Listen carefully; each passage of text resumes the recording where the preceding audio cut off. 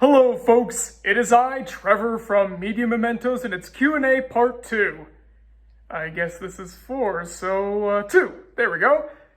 So, let's not waste any time, let's get right into the questions. Pirates or ninjas? I'm gonna have to agree with Colonel Cossack on this one. I would take pirate over ninja any day. Like, stuff? I can't do Ralph's voice. But, many things, yes. Most stuff. Some stuff, no. Other stuff, yeah. How are you? Fine. Who's your favorite YouTuber? Three-way tie. Game Grumps, Pie Guy Rules, may he rest in peace. He's not dead, his channel is though. And Rowdy C from TV Trash. My goal is to get at least one of them here on this channel. Game Grumps is just about impossible. Pie Guy Rules is retired, so that leaves TV Trash to be the only other option. Hey, I'll gladly take it. He's one of the reasons I got started in this field in the first place. Do you have any advice on how to become popular on YouTube? Well, I'm still kind of getting there myself, hovering at around the 34K mark. Not bad, of course, but I'm still a pretty small-time channel. I'd say be genuine, make high-effort content, try to keep your nose clean too. I'm not talking in a literal sense, I mean just don't do anything stupid. You're gonna regret it.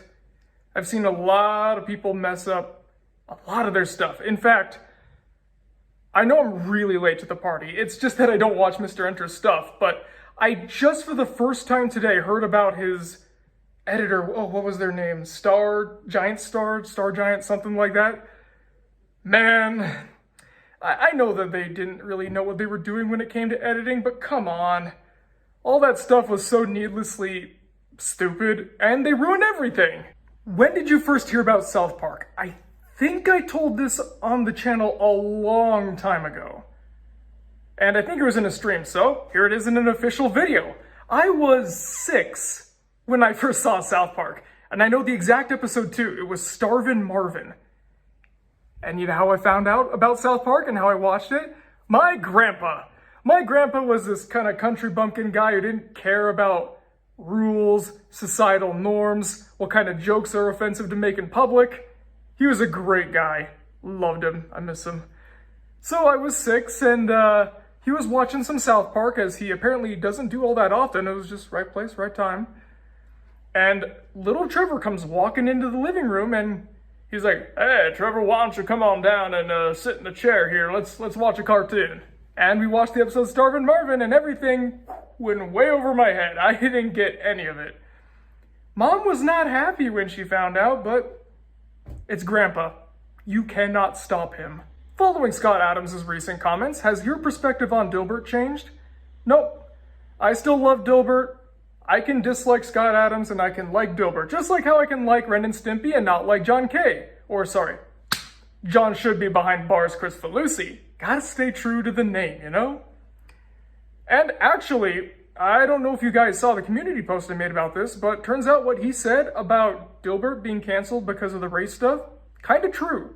Not as black and white as he made it out to be, of course. What actually happened was UPN was taking a look at a lot of their lesser performing shows, and also Nowhere Man. That one got screwed over because of the race thing too.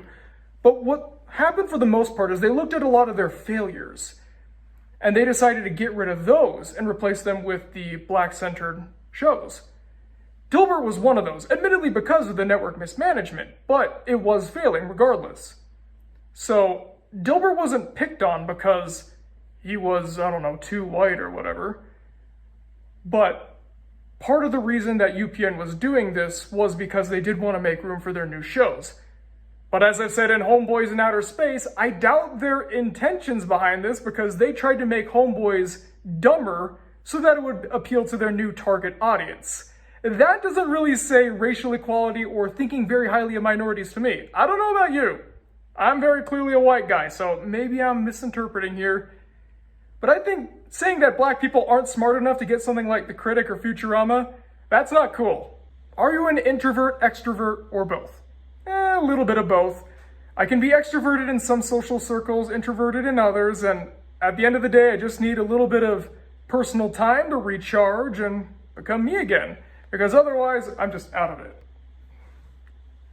And trust me, when I'm out of it, I can't do anything. There are some times, even at work, where it's like a really long, boring day. I'm getting nothing done. Nothing's happening.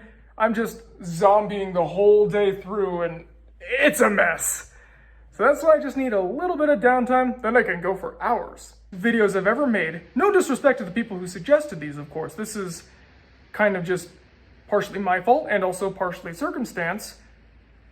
They would request things that I couldn't do, like anime. That's one of the reasons why you don't see much anime here, is I am not the guy to do that. You gotta dive deep into it. And the closest we get is Danganronpa, which I love.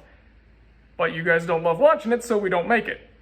Anyways, when it got to Ebichu, it took such a mental tax on Billy, just seeing the negativity and the violence that was portrayed there. He couldn't take it, so I told him, all right, man, we don't have to keep doing this anymore. I'll kill the Patreon and we can keep going. But then when we got monetization and we started growing, we figured, okay, actually, let's bring the Patreon back, but have some limits in place. That's why we have veto power now, and also the first line of defense, I guess you could call it, is the list of topics we have of, like, was it 100, 110, something, where you get to choose if you win. And of course, you always get to suggest whatever thing you want if you don't like what's on the list, but to prevent another Ebichu or Madoka Magica, we gotta make sure that we have some standards. Again, no disrespect to the people who suggested these. Thank you for doing it. It was early on in Media Mementos' life, and I was still kind of figuring out what I could and couldn't and shouldn't do. And that's something that every YouTuber has to learn at least one point in their life cycle. So I'm glad I learned it early. What kinds of music do you listen to? And do you listen to music when you work on videos? Honestly, I love all kinds. Some of my favorite bands are Brooks and Dunn, that's my number one. Weird Al, Rush, Garth Brooks, Alan Jackson. Country music is my favorite, in case you can't tell, but I do love a little bit of everything. B.B. King's great. Broadway soundtracks, obviously. I mean, I'm a theater kid, I kind of have to. And I sometimes do listen to music when I work on videos, but I also watch some stuff from my vast archive of VHS tapes. I've got whole walls full of these things in my room. It's over 1,000 now. I got a problem. Send help. Out of all the artistic projects you've made on YouTube, which one do you consider the best? I want to say Standard Misadventures, but that kind of had some audio issues. The reboot that we're working on, that should be the best. But I think, as of now, Moral Oral Narcissism. I am so proud of that thing. And it's killing me that it's just sitting at 5,000 views. If you're watching this, please pause it right now and go watch Moral Oral Narcissism. We worked so hard on that. And it's because that and Drawn Together How I Would Have Made It Didn't Do Well that we're not doing another one. I'm sorry. They cost a lot to make. They take a lot of time. Billy's not on this channel as much anymore. So honestly, it just doesn't really make any sense to keep going. Sorry. Out of all the shows you've covered, which world would you like to live in the most? Oh boy, as much as I love Moral Oral and Drawn Together, I don't think it's those two. Any world where I have to share with Clay and the Jew producer, not for me. Well, I guess all things considered, I might just say SpongeBob, honestly. It's an easy choice, I know, but who doesn't want to live in a pineapple under the sea like the little yellow guy? And also kill all of Nickelodeon's other programming. This one, I know it's kind of cheating because I said don't ask opinions because they won't be counted. But one person asked, what are some other things, much like Rockadoodle, that you find are overhated? Basically, movies that you like but everyone else hates. I can't answer them here, but all I'll say is, someday. What discontinued sodas or snacks should they bring back? One of these I think is a popular opinion, the other is not. One of them, Shockers. They were like Sweet Tarts, but chewier and way, way more aggressive. You take a bite of one and it electrocutes your mouth kind of thing. They were great. Other one, Green Apple Skittles. Just making sure no one's gonna try to take a shot at me there. Yeah, I know, lime's fine. Green apples are my favorite food, so I gotta side with them. Sorry, not sorry. Please don't hurt me. Are you gonna cosplay as Clay because of your haircut? Well, if enough people want me to, maybe. What's your favorite classic rock band? Rush. If you could go to Molten, which character would you like to meet? Funny enough, it's not Oral. A lot of people say I'm like Oral. Oral's kind of helped my channel grow, but I'd want to meet Reverend Putty. I'd want to pick his brain and see what he's thinking and just go into a deep dive into what makes Reverend Putty, you know? And I'd stay away from Clay. Do you really sound like that? Yes, I do. It runs in the family. You should hear my cousin Josh. What versus the network episodes do you think that aspiring creators can learn from?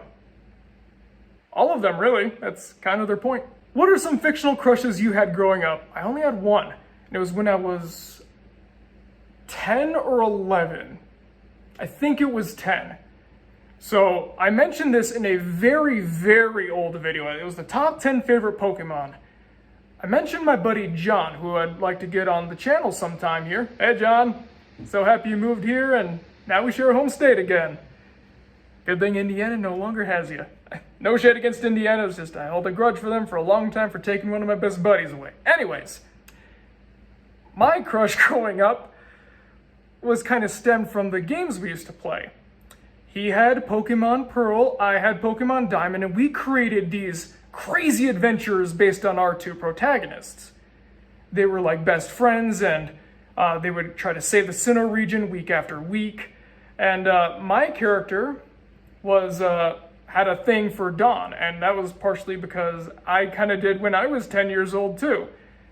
I think it was the personality kind of thing, very, I guess, outgoing sort of thing. That's usually been my type.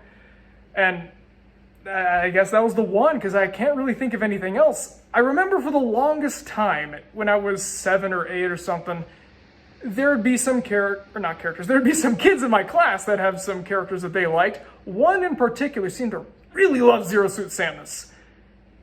No shade against them. Just, that was the only one that did it for me. Of course, not anymore, since I'm a 24-year-old, and that'd be scary. And plus, I've got a real girlfriend now, and way better than Dawn ever was, you know? If you were to go to the Drawn Together world, meet the gang, and go on some adventures, who would you want to meet, and what would they be? That depends. Is it season 3? Because if it's season 3, I'm staying in the airport. I'm not getting out. But if it's the other seasons, well, then I'd try to spend as much time with all of them except Spanky as I possibly could. Maybe, actually, I was going to say maybe not 2. I would hang out with 2 because she really needs a friend badly. My priorities, though, would be Woldor, Xander, Clara, and Linkling. And I'd stay far away from the Jew producer. I like having my head attached to my body, thank you, and I am not going to give that up. If you had the opportunity to watch one Drawn Together episode only, which one would it be? Super Nanny! What video did you expect to be successful but wasn't, and what video did you not expect to be successful but it was? Well, to answer the first one, we thought that the How I Would've Made It ones like More Oral Narcissism or Drawn Together How I Would've Made It would have been big hits. Narcissism did okay, but not enough to recuperate the costs, and Drawn Together How I Would've Made It, despite being a big favorite of mine and Billy's, was a gigantic failure. It crushed us that day. We actually got pretty depressed after that. Yeah, as much as we had a great time and, you know, drawing the art, editing the thing together, writing the script, voicing all the characters, it just wasn't really worth it in the end because, well, no one watched it. Isn't it like sitting at 4,000 or something after 7 months? I mean, come on! And we did not expect Bad Andy to do as well as it did. As I said in the video, I was just watching one of my tapes and a Bad Andy commercial came on and I told Billy, dude, you gotta watch this. It's a mess.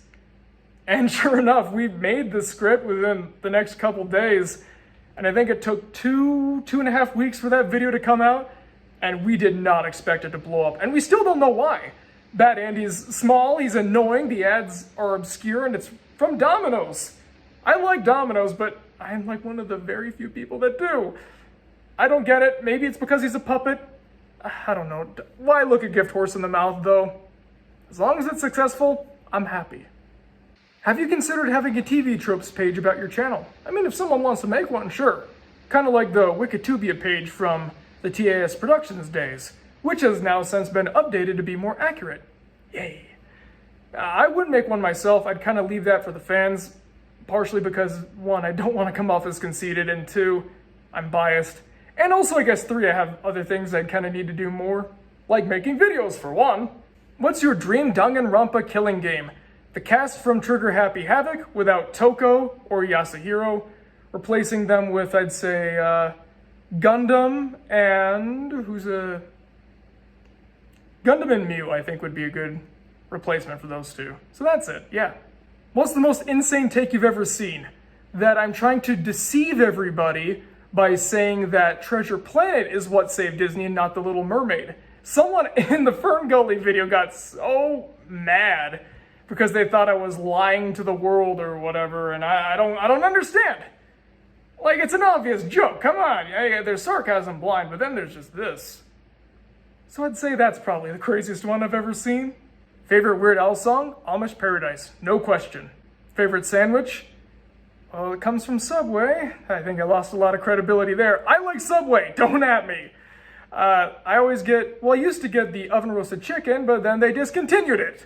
So now I guess I have to get the steak and cheese or the rotisserie chicken, or the rotisserie chicken without the sauce, I forget what it's called. What's your favorite style of graphics? 3D, 64-bit, 16-bit, 8-bit? What do you like best? Whatever this is. It's 64 bits, by the way. What movie genre do you enjoy the most and why? Either biographical or comedy. 2 polar ends of the spectrum, I know, but I love so many different types, it's hard to pick a category. I love them all, except that one. What type of humor do you laugh at the most? All kinds, just not the really easy, lowbrow jokes. I mean, lowbrow's funny, but if it's too easy, then I kind of groan at it. That's why I couldn't stand Ant-Man. That's one of the very few, I wouldn't say fights, because we didn't fight over it, it's all play. But my girlfriend adores Marvel so much, and I like it, except for Guardians, I don't like those movies. But the last few movies I've seen from them have not been good. Thor Love and Thunder, Wakanda Forever, and then the one that made me give up forever was Quantumania. I hated it. Modax, whatever his name was, the weird head Spy Kids guy, hated it. Hated the Guardians and Thor Love and Thunder-esque tendency to break the tension every second to have a really bad joke. That stuff I hate. I hate it so much. And to this day, I still tease her about how bad it was, and she teases me about how good it was. It was not good. Will HBO Max ever recover? Nope. What's your opinion on AI writing and assistance?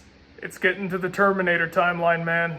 It's coming one of these days. Who is your favorite and least favorite moral oral character? Favorite for sure is Clay. As much as I harp on him, he's definitely the most interesting. But as for least favorite, I don't dislike anybody, but Miss Scoltham's just kind of not very interesting. Alone was the only time I ever really felt anything for her. Other than that, she's just kind of there. What video was the hardest to make? Ebichu took a lot out of Billy, so I'd say that one. But also, the How I Woulda Made It's were so intensive that they were this huge production that we would do. And again, since they were never worth it, it became harder and harder and harder to keep going because they kept having diminishing returns, which was kind of bad because as the returns went down, the quality and the production value and all the things we were doing went up. So, yeah, that's not really a good pattern you want there, is it?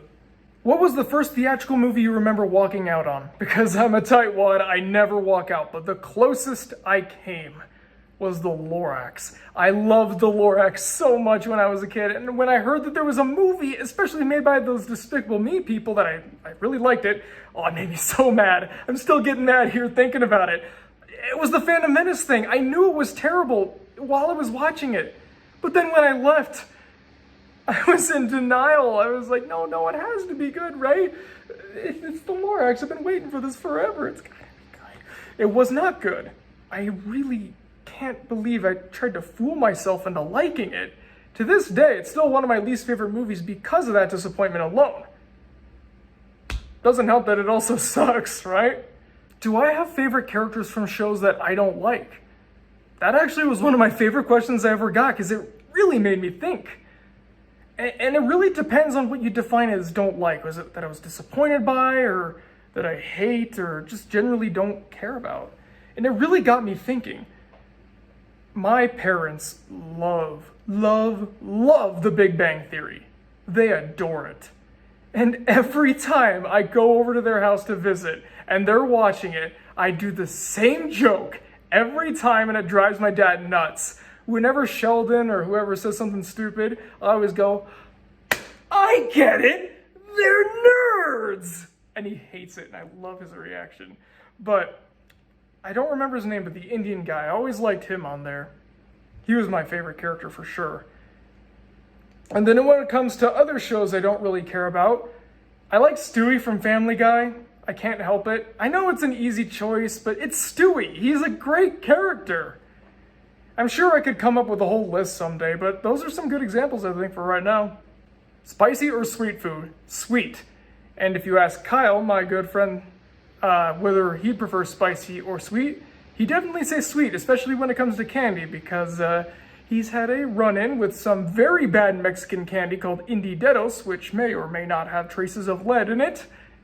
If you ever want to see that video, I'll post it here to the channel. He threw up because of it on camera, and it was great. What series deserves a reboot? None. Stop, please!